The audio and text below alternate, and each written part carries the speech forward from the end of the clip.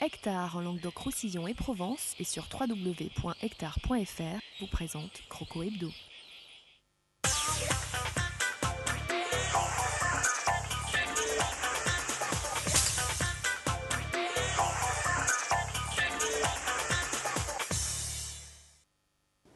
Bonsoir et bienvenue sur le plateau de Croco Hebdo pour cette dernière émission avant la trêve hivernale, avant les vacances de Noël, émission un petit peu spéciale, émission en forme de cadeau. Le Père Noël va bientôt arriver, ils sont déjà présents d'ailleurs dans les tribunes de notre studio de TV Sud ce soir avec les supporters du Nîmes Olympique, forcément de tout de rouge et blanc vêtus. Et puis c'est un petit retour après quelques semaines d'absence de ce plateau. Bonsoir Pierre-Paul. Bonsoir à tous, bonsoir Christophe. Merci d'être présent pour cette dernière émission un petit peu spéciale, on l'a dit. C'était la moindre des choses. Voilà. Après cette belle soirée de vendredi, pleine de rebondissements. Et de buts, surtout. Et de buts. Beaucoup de buts de froid, de vent et de spectacle du côté du stade des Costières. On va y revenir avec nos invités de ce soir. On est heureux d'accueillir sur ce plateau l'un des attaquants, buteurs du Nîmes Olympique, Steve Agui. Bonsoir. Bonsoir. Merci d'avoir accepté notre invitation. Et à vos côtés, on retrouve Steve, le préparateur physique du Nîmes Olympique, Jérôme Arpillon. Bonsoir Jérôme. Bonsoir. Merci à tous les deux d'être présents. Face à vous, ils ont déjà presque revêtu bien leur hôte remplie de cadeaux. Il s'agit d'Olivier Martinez. Bonsoir. Bonsoir à toutes et à tous. Ainsi que Patrick Chon qui est toujours à la recherche de sa barbe de Père Noël favorite pour l'année 24. Oui, effectivement. Bonsoir à tout le monde. Merci messieurs d'être avec nous. On l'a dit, match à rebondissement, match à grand spectacle vendredi soir au Costières. 3 buts partout entre le Nîmes Olympique et l'US Créteil-Lusitanos dans le cadre de cette 18e journée du championnat de France de national. On va immédiatement se mettre dans l'ambiance très froide des Costières vendredi soir avec une température des plus fraîches, pas mal de vent. Et on imagine, Jérôme Arpinon, au moment de lancer cette séance d'échauffement pour le groupe retenu par Thierry Froger, peut-être un entraînement spécifique pour faire que justement la préparation musculaire soit la plus appropriée possible par rapport aux conditions climatiques. On voulait sortir un petit peu avant, déjà pour prendre un peu la température, pour mettre les organismes plus rapidement dans le bain. Et après, bon, ils ont l'habitude et tous les matins on s'entraîne au froid, donc ils savent ce qu'il faut faire, ils ont un protocole un petit peu qu'ils suivent régulièrement. C'est surtout dans la tête qu'il faut se préparer. Après, musculairement, ils se préparent vite. Justement, au niveau de la préparation mentale, ces images que Pierre-Paul a tournées, alors qu'on découvre ici bien l'équipe de Créteil en train bien de se préparer, il y a aussi, dans la préparation mentale, votre volonté aussi de bousculer un petit peu les joueurs dans les combinaisons faites justement lors de cet échauffement pour véritablement qu'ils soient d'ores et déjà dans le match, qu'ils soient véritablement des guerriers. C'est ce qu'on a ressenti depuis la pelouse. Ouais, mais c'est... Enfin, moi, quand je leur parle, c'est vrai que bon, sur le terrain, j'étais un gagneur, le coach est un gagneur, et il y a certains leaders dans l'équipe comme Steve, Benoît. Il faut qu'ils amènent le groupe à vraiment se transcender. Donc Steve, ce qu'il fait bien ces derniers temps, parce qu'à chaque fois qu'il attaque devant, dans le premier quart d'heure, il est vite dans le match et tout ça, il faut que tout le monde soit comme ça. Et en ce moment, c'est vrai que les joueurs, bon, ils s'y affairent, offensivement, c'est pas mal. Avec une donnée supplémentaire, on ne l'a pas vu forcément sur ces images. Vendredi, c'était le vent, Jérôme et Steve. Et on va le voir dans la première partie, la première mi-temps. Le vent aura eu une influence. Alors le vent a moins d'influence au foot qu'au rugby, mais quand même, ça a pesé ce vent.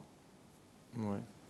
Mais après, qu'il soit contre ou avec, c'est vrai qu'il a tourné un peu en seconde mi-temps, il a un peu calé, mais après c'est le toast. Quand tu gagnes, pas... on ne sait pas. Moi, j'ai pas trop de... Je m'en fous, moi, du vent, en fait. C'est l'état d'esprit que tu vas mettre sur le terrain, quoi. Si le vent, il peut être contre ou avec toi, si tu le rentres dedans, que tu récupères tous tes ballons et que tu vas bien de l'avant, le vent, il ne compte plus après.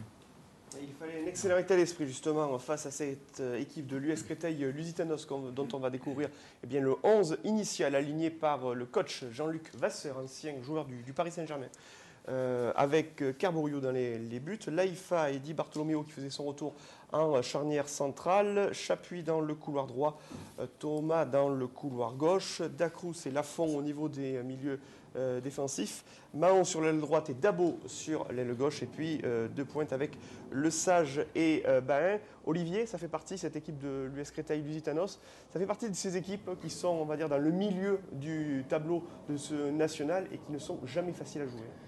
Mais déjà, on connaît beaucoup de joueurs. Cette équipe, ce sont quand même des tauliers dans cette division nationale. En plus, Créteil, on les voyait déjà bien, pas grands favoris, mais on les voyait favoris dans cette poule. Et j'ai l'impression que s'ils avaient la réussite qu'ils ont eue contre nous tout au long de la saison, ils seraient dans les 3 premiers, clairement, parce que c'est une équipe qui est solide dans tous les compartiments du jeu. Au niveau offensif, c'est très costaud. Derrière, c'est du solide. Moi, ce que je regrette un peu, c'est qu'ils n'ont pas joué contre nous. C'est-à-dire qu'ils ont leur plan de jeu, c'était du jeu direct, notamment avec le vent. Donc long ballon sur la défense nîmoise, et après ils pressaient très haut pour récupérer les ballons très haut et nous embêter.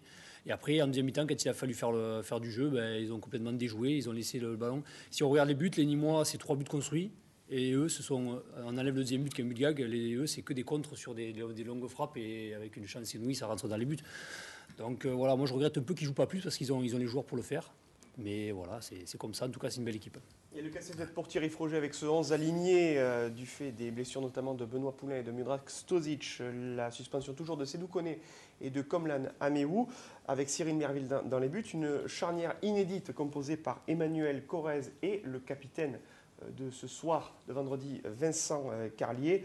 Dans les couloirs, pas de changement depuis les derniers matchs. Maxime Pounjé à gauche, Moussa Sidibé à droite. À la récupération, on retrouvait Sébastien Piocel et Abdelmalik Sissane. Nicolas Bénézé sur les ailes, qui a d'ailleurs permuté en fin de match sur l'aile gauche. Issouf Ouattara. Et puis en pointe, Steve Agui avec derrière Mouri Ougounbi. Steve, c'est un rôle dans lequel on vous retrouve de plus en plus fréquemment, notamment du fait de la suspension de Sédou Koné. Et c'est un rôle que vous connaissez bien, que celui de jouer en pointe, alors qu'on vous avait vu également depuis le début de la saison et éventuellement officier sur l'aile gauche. Comment vous ressentez-vous dans ce rôle de numéro 9 ? Franchement, ça va. J'ai eu l'habitude de jouer à Vannes, pratiquement 6 mois. Avant que Sidibé nous rejoigne à Vannes, ça allait parfaitement bien avec Sabaritano. Là, je me sens bien devant avec Nico Bénézé qui est sur les côtés, avec Ouattara ou Mori qui est soit sur le côté ou soit derrière, comme vendredi. Avec eux, même en entraînement, je me sens super bien et ça se passe très bien. Et vous préférez ce dispositif-là ou avec Sédou Koné parce que ça marche bien finalement avec Sédou?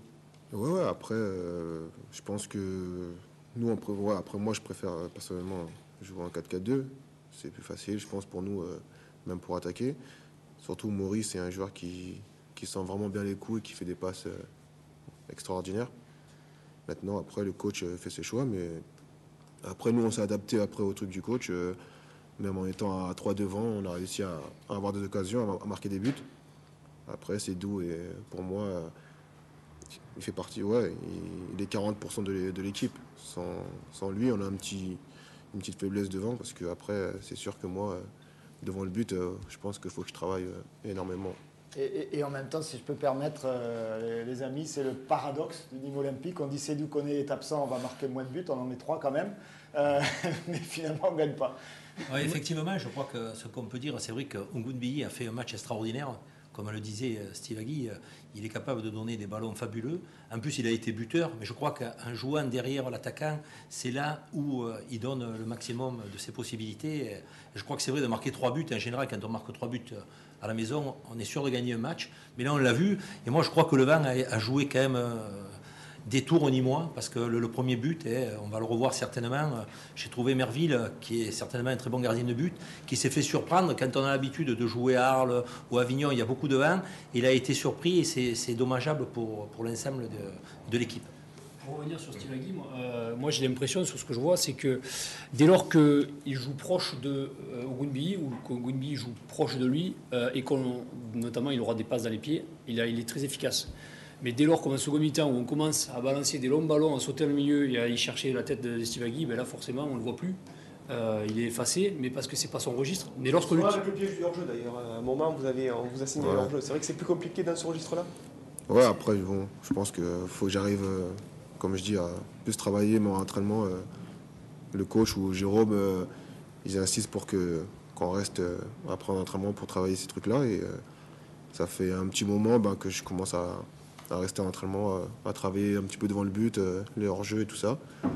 Et avec Maury, comme je dis, de toute façon, lui, c'est vraiment un passeur inné. Et on continue à bosser. J'espère que ce sera le cas pour pour mercredi, ça va marcher. Avec ce déplacement au Poiré-sur-Vie, avant de revenir sur la présentation de cette 19e journée de National, répartie entre les soirées de mardi et de mercredi, on va immédiatement lancer le reportage avec le résumé de cette rencontre entre le Nîmes Olympique qui recevait vendredi soir l'US Créteil-Lusitanos. Invaincus en championnat depuis plus d'un mois, les Crocos-Nîmois ne parviennent plus toutefois à enchaîner les victoires, comme en témoigne le match nul concédé aux Costières vendredi soir, dans le cadre de la 18e journée de National, face à une équipe de Créteil peu évidente à jouer. Des buts et du spectacle qui ont réchauffé les spectateurs nîmois, avec une nouvelle réalisation victorieuse en faveur des Crocos, marquée lors du premier quart d'heure de jeu, Steve Agui exploitant finement un ballon mal dégagé par la défense cristolienne à la suite d'une transmission de balle quelque peu cafouillée par le duo Bénézé-Ouattara. Un avantage de courte durée puisque Jean-Michel Lesage remettait les deux équipes à égalité suite à un renvoi de Corrèze et un tir des 30 mètres lobant astucieusement un Merville bien trop avancé. Mais les Nîmois n'allaient pas baisser les bras. Mori Ogunbiyi ajustant une bonne frappe dans une forêt de jambes franciliennes suite à un travail de récupération encore cafouillé, mais toujours efficace, du duo Ouattara-Bénézé.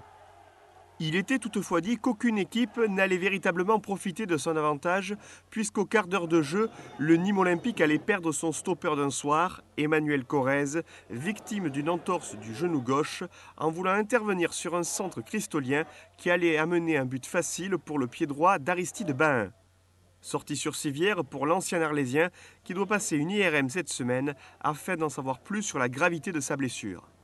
À 2-2, les Nîmois allaient prendre un nouveau coup derrière la tête suite à cette incroyable avancée de Cyril Merville, venu à la rencontre de Jonathan Parpex, remplaçant de Corrèze en charnière défensive, et un troisième but encaissé en l'espace de 30 minutes avec ce coup de patte astucieux de Dabo qui n'en demandait pas tant. Avec un score de 3-2 en leur faveur et une équipe nîmoise chamboulée, les Cristoliens réalisaient la bonne affaire en rentrant au vestiaire. La première mi-temps, les buts sont... Manu se blesse, c'est contre nous, il n'y a pas à dire. Les buts de deuxième mi-temps, on a des occasions coup sur coup. Je pense que là, si on arrive à revenir maintenant, à ce moment-là du match, je pense que ça fait un match un peu moins crispé. Et puis, on a l'impression qu'il y a beaucoup de choses qui sont contre nous, mais il faut lutter et il faut pas abdiquer. Des Nîmois qui n'abdiquaient pas et qui allaient même se créer d'énormes occasions en début de seconde mi-temps. Malheureusement, le manque de réalisme des attaquants Crocos ou l'extraordinaire maladresse d'Issouf Ouattara, remplacé à l'heure de jeu par Lamine Diarra-Souba, allait plonger le public des Costières dans la torpeur d'une défaite à domicile, se dessinant lentement mais sûrement. Une amertume accentuée par la sortie prématurée sur civière d'Abdelmalik Sissane, victime d'une fracture du péroné droit, assortie d'une entorse de la cheville qui devrait éloigner le milieu défensif nîmois des terrains jusqu'au printemps prochain. Souvent pris au piège du hors-jeu et médiocres sur la finition, les hommes de Thierry Froger allaient finir par trouver la faille, un peu contre le cours du jeu, à 6 minutes de la fin du temps réglementaire, Mori Ogunbiyi finissant par inscrire son second but de la soirée, du bout du pied, au milieu du rideau défensif Val-de-Marnais. Allait s'en suivre une fin de match totalement folle, avec des actions de part et d'autre, et le spectre de la défaite pour l'une des deux équipes, de plus en plus découverte sur les contres. Au final, le score allait en rester là, avec ce score fleuve de 3 buts partout et quelques regrets nourris par le coach cristolien. Même si la physionomie du match tend à penser que Nîmes méritait effectivement l'égalisation, avec en plus l'égalisation plus quelques occasions à la fin, on a été rejoint dans les dernières minutes. Je pensais maîtriser notre sujet aujourd'hui.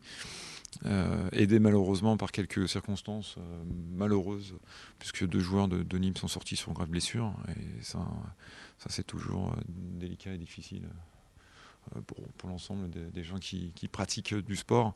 Et voilà, mais sinon oui, non, c'est ce sentiment-là qui prédomine. Aujourd'hui, il me manque un peu de réalisme défensif pour faire la différence, puisqu'on marque quand même 3 buts à l'extérieur, et c'est quand même pas mal. Nîmes reste Nîmes, une place, un bastion très difficile à prendre, et je crois qu'il y avait quand même la place aujourd'hui. Les Costières, une place crainte du championnat national par des équipes qui jouent crânement leur chance face au manque de réalisme des Crocos. Un enseignement sur lequel le groupe nîmois devra réfléchir en vue du déplacement de mercredi soir au Poiré-sur-Vie pour le dernier match de l'année avant la réception de Fréjus-Saint-Raphaël le 14 janvier prochain. Un premier mois de l'année décisif pour le Nîmes Olympique, qui demeure toujours à 4 longueurs de la 3e place, détenue par Épinal. L'équipe lorraine comptant qui plus est un match en moins par rapport aux Gardois. Et des images terribles que celle de la blessure d'Emmanuel Corrèze au quart d'heure de jeu de la première mi-temps sur le deuxième but inscrit par les Cristoliens. On revoit ces images de la blessure du défenseur de ce soir-là, véritablement malheureux, en voulant intervenir sur le centre. Également pour Abdelmalik Sissane, qui pour sa part a été blessé, alors qu'on voit ici l'entrée en jeu de Jonathan Parpex sur du poste pour poste, qui a pris la place de Corrèze dans la charnière de la défense nîmoise. Et puis Sissane à la 69e minute de jeu, remplacé par Yacine Adou, si les souvenirs sont bons, qui a été blessé sur ce contact. Que peut-on dire aujourd'hui, Jérôme, concernant l'état de ces deux joueurs, deux pièces maîtresses du 11 de Thierry Froger? Mais déjà, pour Nanou, il a été opéré des deux croisés il y a un petit moment. Là, bon, lui, son ressenti, c'est que son genou a lâché. Après, aujourd'hui, il y a eu des images, il y a eu une IRM de fait. Donc, on voit le ligament croisé antérieur qui est carrément distendu, qui n'est pas rompu, mais distendu. Donc, ça donne une certaine instabilité à son genou. Donc, il a rendez-vous au chirurgien dans pas longtemps. Et suite à ça, Franceschi verra ce qu'il va faire à Nanou, s'il opère ou pas. En sachant que, bon, quand on se fait les croisés, le genou, il y a le latéral externe qui a été un petit peu touché. Puis voilà, puis après là, c'est au niveau du médical, c'est le docteur Pierret qui va prendre rendez-vous avec le chirurgien, qui vont voir avec Nanou. Moi, je sais que j'ai fait les croisés aussi, donc je sais ce que c'est. Ça veut dire les 6 mois habituels, plus derrière le passage à Cap-Breton. Au meilleur des cas, il ne se fait pas opérer. Le croisé, il ne le touche pas, ça revient un petit peu, et au bout de 4 mois ou 3 mois, il pourra rejouer. Et voilà, au plus mauvais, il a fini la saison. Et pour Malik, par contre, lui, fracture du péroné, c'est assez délicat. C'est minimum 40 jours sans poser le pied par terre. Après, il faut prendre autant de jours pour revenir sur le terrain. Donc voilà, ça fait 2 mois et demi, 3 mois avant de retrouver la compétition. Là, c'est 2 joueurs où, personnellement, même le coach, on n'y compte plus trop. Voilà. Donc je pense que Thierry Froger, quand la semaine dernière il était sur le plateau, quand il a dit peut-être recruter, je crois que ça va être une priorité et ça va être indispensable de recruter certainement un joueur pour la deuxième partie de la saison. Parce qu'on ne peut pas espérer avec autant de blessés, même si l'effectif est conséquent, ce sont quand même des pièces maîtresses. Je crois que le club se doit de faire un gros effort pour pouvoir continuer à espérer la montée en Ligue 2. Et malgré ces 2 coups du sort au cours de cette partie, les Nîmois n'ont pas faibli pour trouver cette égalisation à 6 minutes de la fin du temps réglementaire. On va revoir les buts de cette partie très enflammée avec l'ouverture du score et ce ballon que vous récupérez suite à un mauvais renvoi de la défense. Steve, vous la voyez claire, la balle, avec ce petit filet et le poteau rentrant? Oui, après, ces temps-ci, j'ai beaucoup de réussite aussi. Comme je dis, après, je travaille beaucoup à l'entraînement devant le but, surtout Jérôme, il insiste pour qu'on travaille devant le but, le coach aussi. Et c'est vrai qu'il y a une grosse différence depuis que je me mets à travailler devant le but. Maintenant, avec la réussite et surtout, je suis en pleine confiance, ça me réussit beaucoup. Et puis c'est aussi un joli clin d'œil que le meilleur passeur du club, Maury Ogunbiyi, soit le grand buteur de cette soirée avec 2 réalisations le concernant. C'est une belle récompense pour quelqu'un qui, on le sent, apporte un plus à l'attaque nîmoise. Oui, je pense que Maury il est indispensable dans l'équipe, avec ses passes et son sens du jeu. Là, je suis vraiment content pour lui qu'il ait marqué 2 buts ce soir, avec tout ce qu'il fait chaque match. Et voilà, et même Nico Benezet aussi. Je pense que ce jeune-là, Nico, il fait pas mal de choses aussi. On en parle moins, mais il fait pas mal de choses dans cette équipe. Et pour moi, c'est un très bon joueur et pour le futur aussi.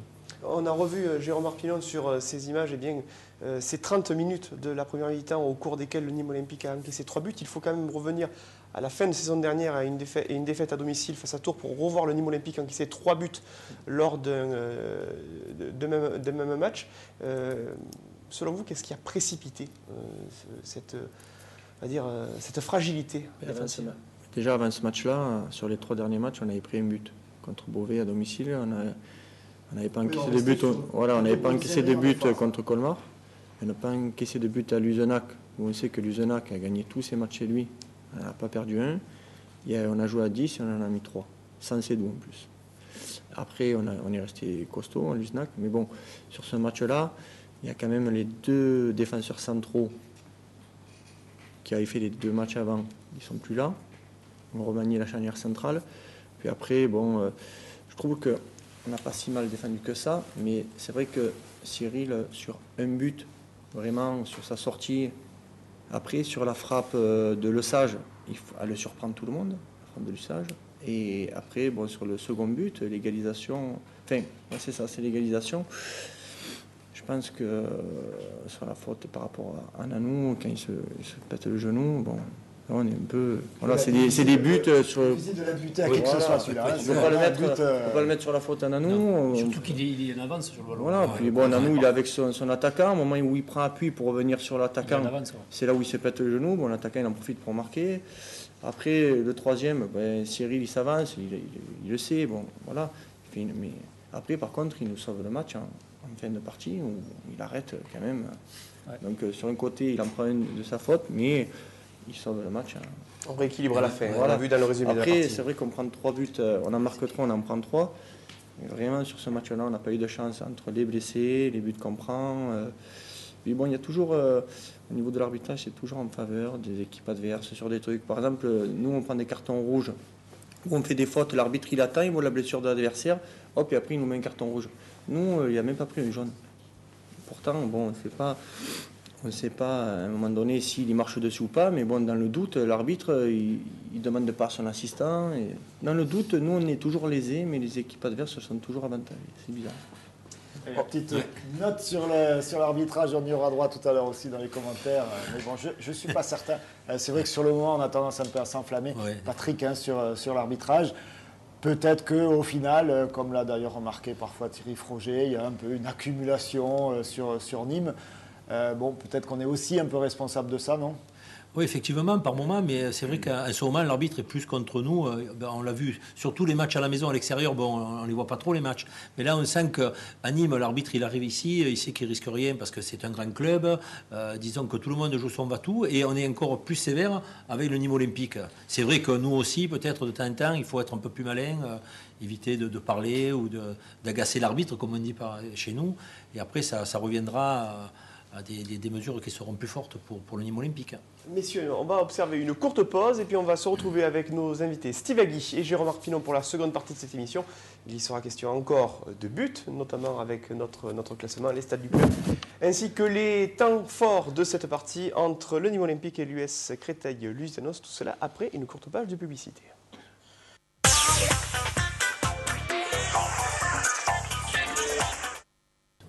Et toujours sur le plateau de Croco Hebdo, la seconde partie de cette émission, alors qu'on refait le match autour des questions d'arbitrage et de la qualité de l'arbitrage féminin. On va faire une émission spéciale arbitrage. Oui. Là, il y a des choses à dire. Et surtout spécial arbitrage. Là, il y a des images, il y a des propos, il y a de tout. Là. Le dossier, quand même, que vous maîtrisez assez bien. Ah, moi, j'ai un dossier solide. Moi, je suis scandalisé par le manque d'homogénéité dans l'arbitrage du national. Alors après, je veux bien croire qu'il y a des arbitres qui ne font pas exprès et tout, mais après, je pense qu'il y a quand même une cabale contre les Nîmois, qu'on le veuille ou non. Quand on en parle avec d'autres arbitres, vous dites mais non, arrêtez de faire les Caliméros, mais à un moment donné, il y a des choses qui sont trop grosses pour. Il va se mettre à l'arbitrage, ça devient. C'est vrai que le seul arbitrage qui m'a plu, c'est j'ai oublié le nom de cette dame qui a été très, très, très performante. Ne bégayez pas. C'est mon avis, ça reste que mon avis. Ouais. Mais je pense que beaucoup de supporters le partagent avec vous, Olivier. Il le partage. Voilà, totalement, avec lui-même. Allez, on va redémarrer un image avec les temps forts de la première mi-temps de ce match entre le Nîmes olympique et l'US Créteil-Lusitanos. On va baisser le son en plateau, voilà, avec une première action ici sur le but de Cyril Merville, me semble-t-il. Et voilà, c'est un corner. Et on va le voir, ça va aller très très rapidement de part et d'autre. Dès la première minute, une action chaude pour Créteil. Ensuite, on va le voir, une reprise de Nicolas Bénézé dès la 5e minute qui va passer de peu à côté sur ce corner. Et puis des combinaisons intéressantes, on l'a dit tout à l'heure avec notre invité Steve Agui, entre Nicolas Bénézé, Issouf Ouattara, Steve Agui. Beaucoup d'occasions, des fois la défense cristolienne qui avait quelque peu du mal à ressortir les ballons. Et comme les Nîmois faisaient un pressing assez haut, ça a occasionné, Patrick, parfois des actions intéressantes et notamment des buts en faveur du Nîmes Olympique.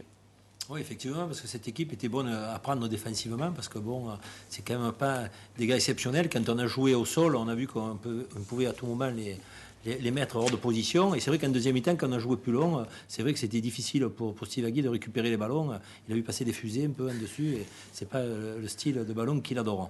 Et dès la seconde mi-temps, les Nîmois ont accentué leur pression sur les buts de l'équipe francilienne, notamment grâce aux actions notamment de Mouri Ogunbiyi, l'un des buteurs de cette soirée, qui s'est illustré à 2 reprises. Et puis pendant à peu près une vingtaine de minutes, on a cru que jamais les Crocos allaient trouver la faille. Beaucoup d'occasions, des tirs au-dessus de la barre. On l'a vu avec Nicolas Bénézé peu avant l'heure de jeu. C'est la mode de terre, c'est la seule mode de terre des Costières.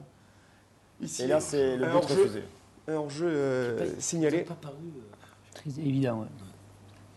Vous avez vu comme c'est des actions construites quand même, chaque occasion. On a eu des occasions, tu peux gagner 6-3. Voilà. Alors que si on regarde les visiteurs, c'est des actions un peu. Le deuxième but, c'est même pas une action.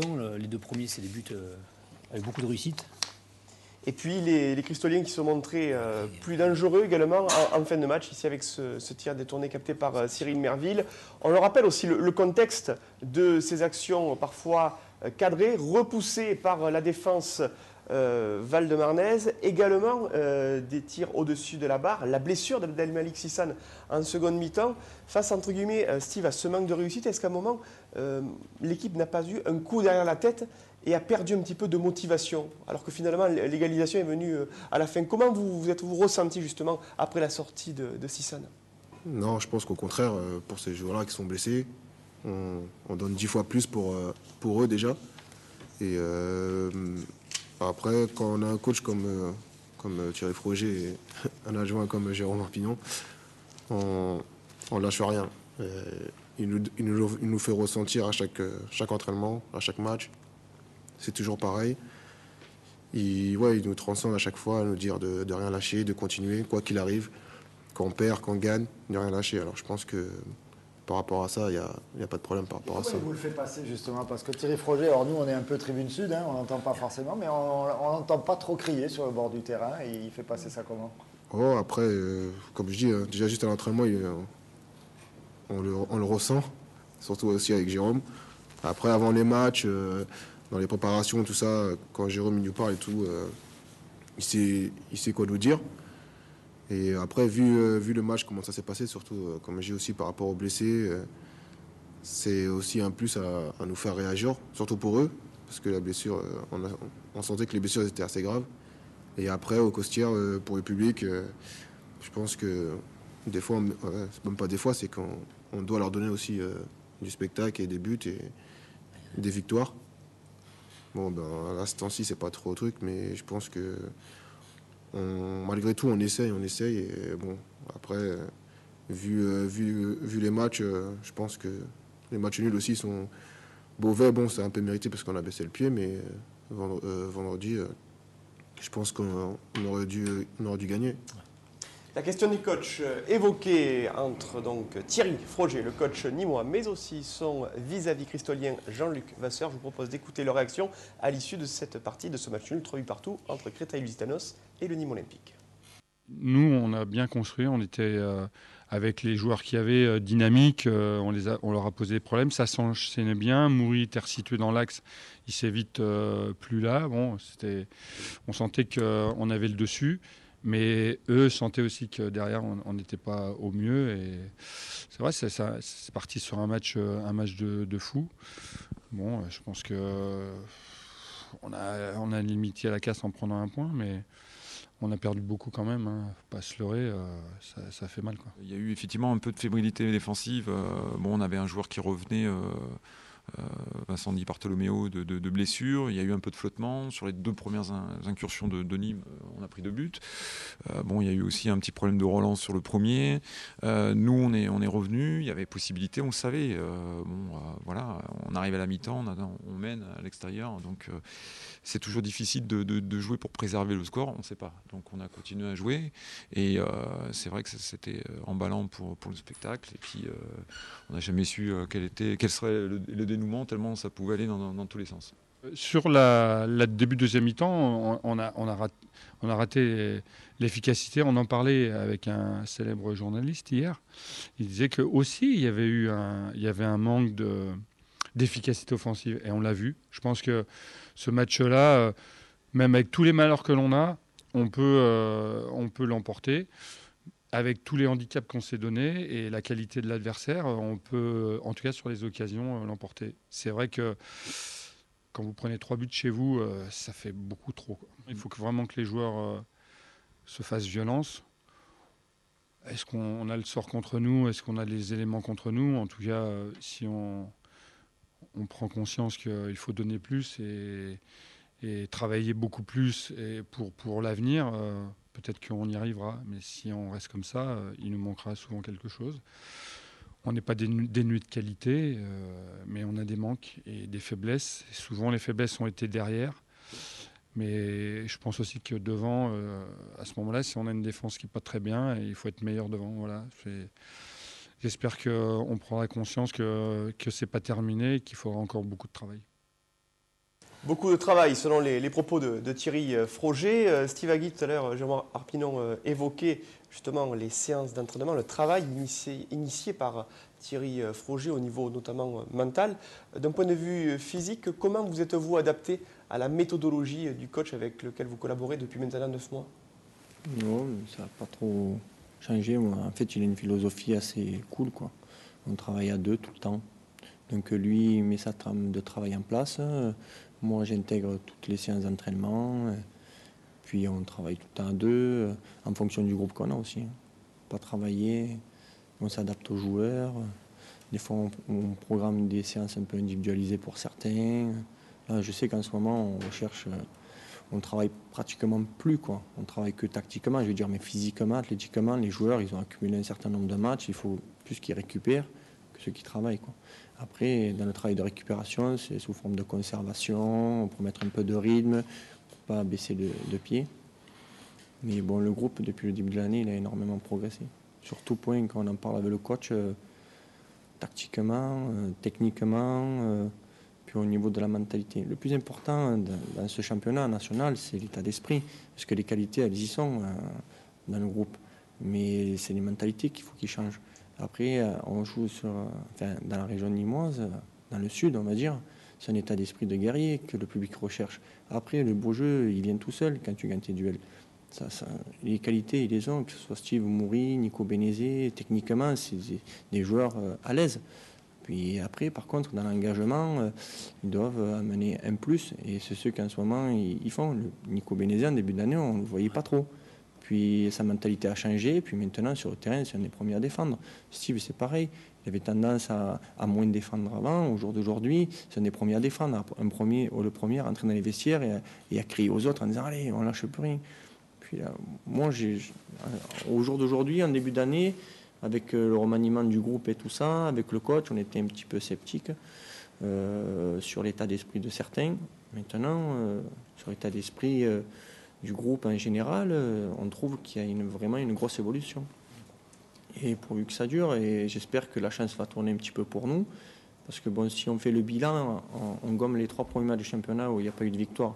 Et si on fait le bilan après ces 3 matchs jusqu'à maintenant, on est dans les 3 premiers faciles. Hein.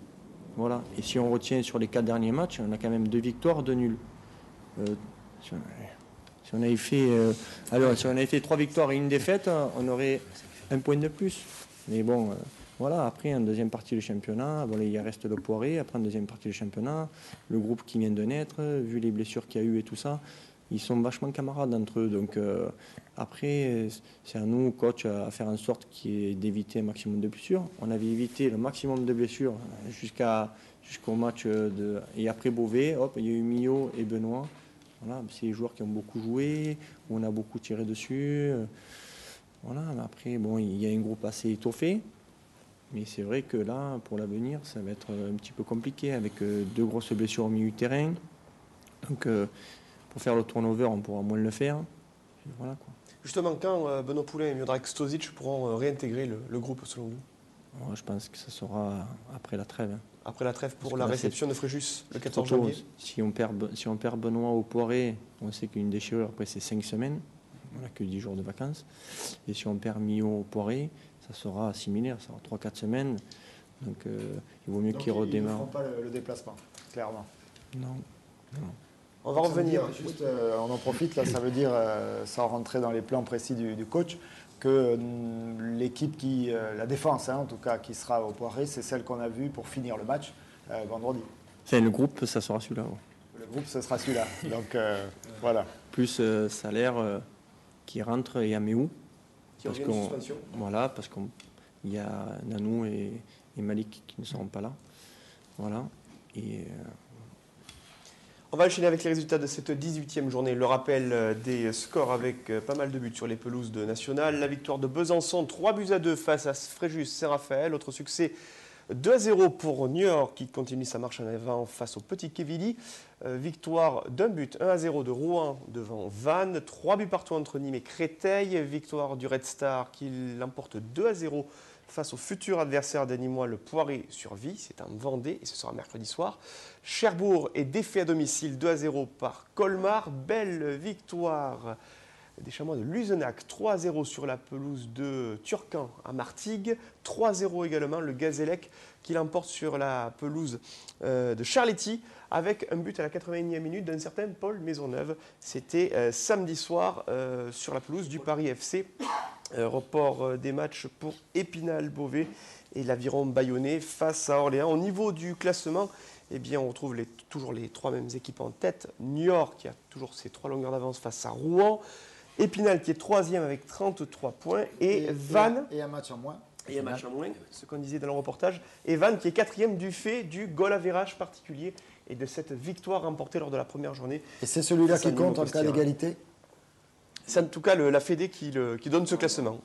Bon, d'accord. C'est un petit peu comme en Ligue des Champions, c'est le goal average particulier qui compte. On ne s'attendait pas à ça en national, puisque Nîmes Olympique a plus 10 de différence de but contre Vannes qui a plus 9. Bon, 5e. Nous voilà. sommes 5e. Nîmes est bel et bien 5e, ferme la marche, l'Aviron Bayonnais, Besançon et le Poiré-sur-Vie, prochain adversaire de Nîmes Olympique, est à la 10e place. On le voit ici. Et puis l'adversaire suivant, ce sera Fréjus Saint-Raphaël. Ce sera le 14 janvier. À domicile. Voilà. Prochain match au Costières, donc le 13 janvier, non? 14, il me semble. 14. Voilà. On va regarder immédiatement le programme de la 19e journée. Ce sera entre mardi et mercredi soir.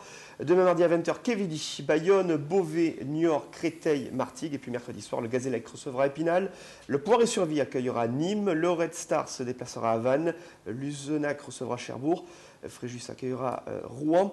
Orléans se déplacera à Besançon. Et enfin, Colmar recevra le Paris FC. On continue sur nos statistiques avec le temps de jeu des joueurs et des chiffres qui évoluent, notamment du fait de l'absence du capitaine Benoît Poulain qui se fait rejoindre petit à petit par l'un des hommes en forme de cette fin d'année, Mouri Ogunbiyi, qui est 2e avec 1508 minutes de présence et 17 participations depuis le début de la saison.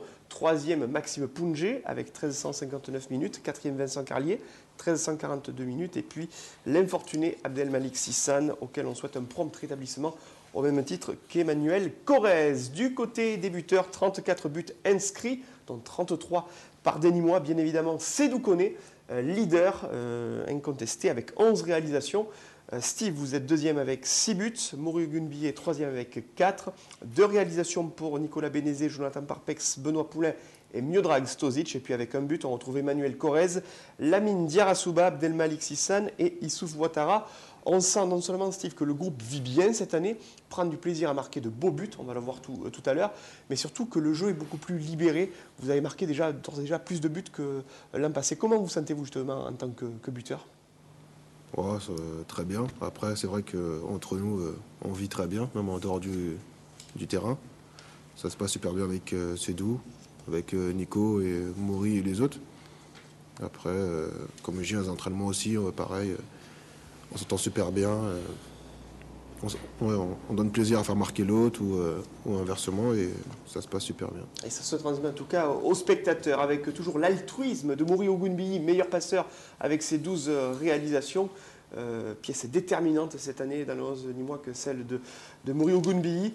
Meilleur passeur de ce championnat national aussi. Qui plus est aussi, qui est leader au niveau du championnat devant Sédou Koné avec 3 passes décisives. Vous êtes 3e du fait de vos 2 passes de vendredi soir. Steve, une passe décisive pour Abdelmalik Sissane, Emmanuel Corret, Jonathan Parfex, Benoît Poulain et Maxime Poungé.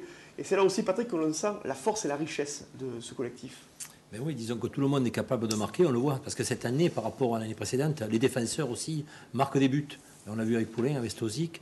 Tout le monde, disons que ça vient de partout, le danger. Ça, c'est le plus important. Et je crois qu'au niveau des passes, c'est vrai qu'Ogunbiyi, on a le joueur, certainement le meilleur passeur du championnat et certainement un des meilleurs joueurs qui nous surprend parce que que des clubs comme Guingamp, tout ça, n'est pas gardé. Là, on a une pépite, il faut essayer de la garder jusqu'à la fin de la saison. Et sur ce que disait Jérôme, quant à l'état d'esprit que l'on ressent, bon, lui, il est à l'intérieur, mais ce que l'on ressent au sein de ce groupe, effectivement, avec parfois des aléas de jeu, on ne va pas y revenir sur celui de vendredi, mais on sent qu'il y a des vraies capacités dans cette équipe. Oui, effectivement, je crois qu'aussi le match de Coupe de France qu'on a perdu à l'Est nous a mis une gifle, parce qu'ils ont pris une gifle quand même, les Nîmois, là. Et ça les a remobilisés, et là on a senti à l'échauffement avec Olivier, même tu étais là, Pierre-Paul, on a vu qu'ils étaient dans le match. Et ça, comme le disait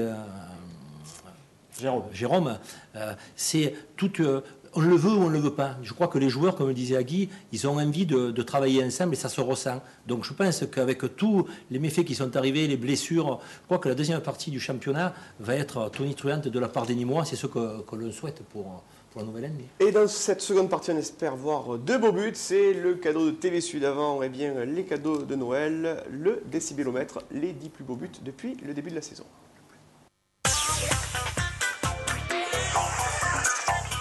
Allez, Steve Agui qui a marqué lui aussi un... Bien joué, Corrèze. Ouais. Aïe, aïe, aïe. Allez, le but! Oh, le but! Oh, le but Sissane avec un bon ballon redonné par Malik Sissane. Par Koné. Superbe but de Sissane. Goal de Malik Sissane. À un moment où on attendait le moins finalement. Ouais. Et le premier de sa saison, Malik Sissane qui vient récompenser un début de saison magnifique du milieu. Malik Sissane qui est allé faire jouer le porteur. Allez Agui, c'est à toi de faire jouer. Maintenant Parpex. Parpex, ça c'est super de la part de Parpex, ça c'est très bien joué. Allez, voilà, c'est bien. Eh oui, c'est très bien ce qu'a fait Parpex. De la part de Parpex. Il n'y a pas d'enjeu. Allez, il y a un 2 contre 1 à faire. Il y a un 2 contre 1. Oui, superbe but de Agui qui marque son 3e but. Et Steve Agui qui marque son 3e but à 3 rencontres. Et ça, c'est encore grosse faute du milieu niortais, mais très belle anticipation de Parpex en défendant très haut. Il conserve toujours les jeunes et c'est vrai que Kagui, quand il est rentré, n'avait pas fait une prestation exceptionnelle.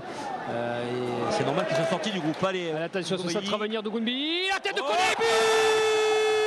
Centre et but magnifique de Koné qui nous fait une pirouette fabuleuse. Oh là là là là! Venu d'ailleurs. Très solide. La défense rouennaise. Un ballon qui revient par chance à Koné qui s'est retourné. Il est face au gardien. But de Koné. Super but de Seydou Koné. Il est mérité du hors-jeu. C'est à la limite, ouais, tout à fait, mais bon.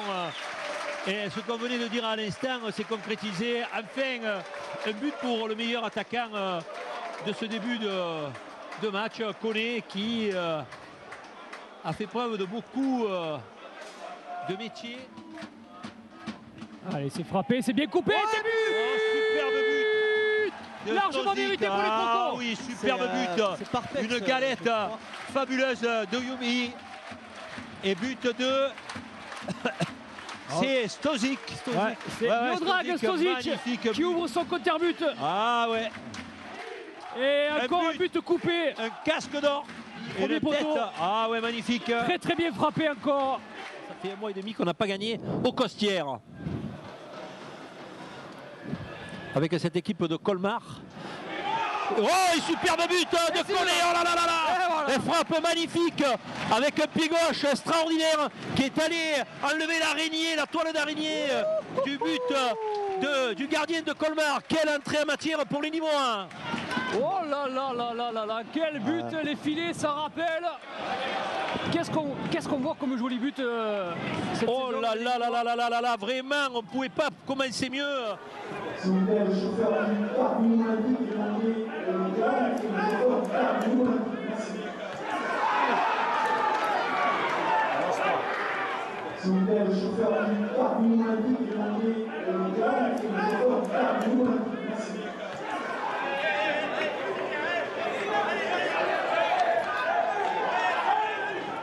Belle récupération là. Corrèze qui fait un très très bon début de match.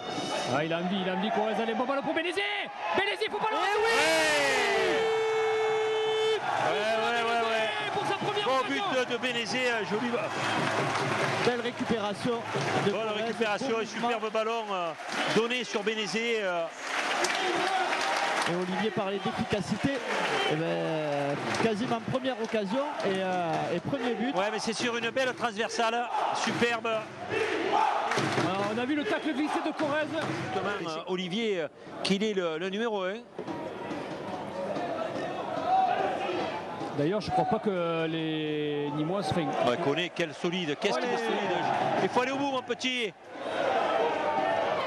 Oh là là, qu'il est beau. De Collet. Superbe but de Koné, quel but. Il a tout fait, Koné. Koné, il a tout fait. Il s'est retourné, il a fait petit pont, il a accéléré, il a roulé. Et il a fait la misère. Quel but, le plus beau but. Et je pense que Besançon ne sera pas à l'heure aujourd'hui. Le train partira sans eux. Énorme signé Seydou Koné qui fait le Ah but. ouais, il a fait tout seul. Il se l'est fait tout seul, Koné. Oh, quel but de Seydou Koné. Ah oui. C'est aussi ça le national, hein. C'est bien beau de flammer, mais il faut aussi tenir la longueur. Voilà, ça s'est joué. Allez, à nous, il faut passer derrière Agui, voilà, il faut prendre le couloir. Voilà, comme ça on donne une solution. Oh, que c'est bien joué ça. Oh, que c'est bien joué. Allez, la frappe à venir. Bravo. Ouais. Oh, le but. Le but exceptionnel de Parpex. Oh, le but de Monsieur Parpex. Oh là là là, énorme Parpex. C'est un scud venu de l'autre monde qui est arrivé à atterrir dans la lucarne de Delecroix. Quel but, Claude. Ah, magnifique. Et ça vient récompenser l'énorme début de partie de ce joueur qui était vraiment au four et au moulin. Qu'on avait vu depuis le début de cette partie. Quelle construction. Et toujours la richesse et la diversité de ces buts, avec notamment un goléador qu'on a pu apprécier sur ces images. Steve, ça fait toujours plaisir de revoir de telles réalisations. Ouais, toujours. Et même de voir après les buts comment on est tous ensemble. Oui. Ça fait vraiment plaisir. Avec Oussam Vik, d'ailleurs, on voit parfois un petit peu danser. Vous avez des goûts musicaux particuliers ou pas? Ouais, avec Cédou, on essaie toujours d'innover un petit peu. Bon, là, ce temps-ci, il n'est pas là, mais il peut faire. Prochainement, quand il va revenir, on a d'autres danses à... Vous allez remettre ça, déjà on vous le suggère, avec ce petit clip qu'on vous a dédié en guise de cadeau de Noël. Un peu vu.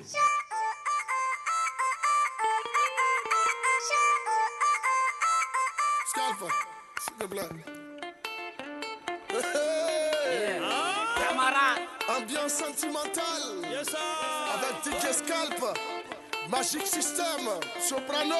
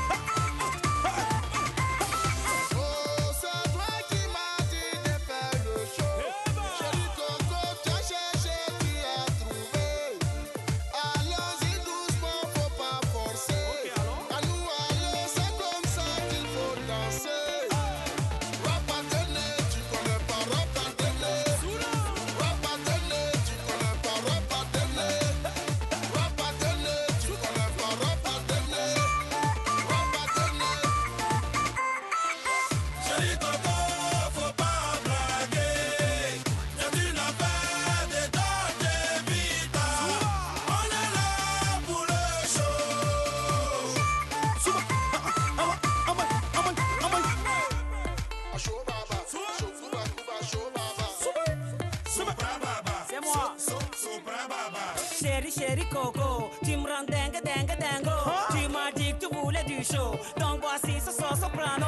Donc je suis là pour les frères et les sisters qui sont là pour mettre le feu sur la piste. Et mademoiselle, dis-moi pourquoi tu danses pas à salto. Surtout avec des mecs bien sapés. Tu sais bien qu'il faut pas blaguer, comment rien de la tête aux pieds. Mec obligé d'être stylé. Abidjan, Marseille, y'a pas de race, c'est une histoire de Dolce Vita, yo. Ensemble pour la fiesta, chéri Coco, y'aura pas de vita. Chéri Coco, faut pas blaguer. C'est une affaire de Dolce Vita. On est là pour le show. Tu peux pas partir avec ma chérie Coco, hein? On va swinguer, on va danser. On va swinguer, on va danser, on va swinguer. C'est avec le pied droit, hein? On va swinguer, on va danser. On va danser, on va swinguer. La vie est belle comme ça. On va swinguer, on va danser. On va danser, on va swinguer. On va swinguer, on va danser. On va danser. Chéri Coco, faut pas blaguer. C'est une affaire de Dolce Vita. On est là pour le show. Ça c'est la belle vie, hein. Chéri Coco, faut pas blaguer. C'est une affaire de Dolce Vita. On est là pour le show. Il paraît donc qu'il y a un qui s'appelle Sopran là-bas. chéri Coco, chéri Coco, chéri Coco. Oh là là, il est bon. Superbe but de Koné. Quel but. Il a tout fait, Koné. Koné, il a tout fait. Il s'est retourné, il a fait petit pont, il a accéléré, il a roulé. Et il a fait la misère. Quel but, le plus beau but. Bravo. Et le pas chassé, hein, c'est le truc là. hein. Bravo. Christophe, il m'a fait un montage fabuleux. Ouais. Le pas chassé de Steve Ouais. et Sédou. D'accord, merci beaucoup. Super, non, mais franchement. Sur la page Facebook de De classe. Et on C'est moi, je connais pas les caméras de scotché, Canal là. en premier plan, sinon ça aurait été Ah, parfait. écoutez, On les est gars, scotché, là, on c'est- fait ce qu'on peut pour les caméras. Écoutez, on n'a pas raté un but jusque-là. En tout donc, cas, ouais, c'est... Est-ce que la musique vous convenez, Ouais. Steve, pour illustrer ça? Parfait. Super, franchement. Je crois qu'on peut Ouais. Conclure, comme Christophe, Ouais. souhaiter de bonnes fêtes, joyeuses fêtes à tous les téléspectateurs de TV Sud et plus particulièrement donc à ceux de Croco Hebdo, bien sûr. Joyeux Noël à tous. Merci Olivier, merci Patrick. Rendez-vous en 2012. Tout à fait. Ouais. Toujours au commentaire. Merci au niveau aiguisé. olympique. Aiguisé. Merci Steve, merci Jérôme. Merci à vous. Et puis en route pour la Ligue 2. Hein. C'est clair. Il faut. On va danser à la fin de l'année. On va danser à la fin de l'année. On fait la totale. Hein. On fait tous les pas chassés, les sauts périlleux à la fin de l'année. On fait la totale. Thierry Froger et Même Jérôme, Thierry tous les Froger deux, va ils ont faire dit qu'il ferait un duo le pas chassé. dantesque. Donc on a pris note. On remontera le clip s'il le faut. On a pris note. Il faut. On est prêt à tout. Allez, on est prêt à tout. Merci de votre fidélité à Croco Hebdo. Rendez-vous est pris le 9 janvier. Le match à suivre. Hein. Oui, le match à suivre, bien évidemment, Nîmes-Créteil. Beaucoup de Avec buts, beaucoup de beaucoup de spectacles et beaucoup de vin aussi. Vous allez voir dans le micro de nos commentateurs. Rendez-vous est pris donc le 9 janvier 2012 pour le retour de Croco Hebdo après la trêve hivernale. Joyeux Noël, bonne fête de fin d'année et Allez, Nîmes. Allez Nîmes, au revoir.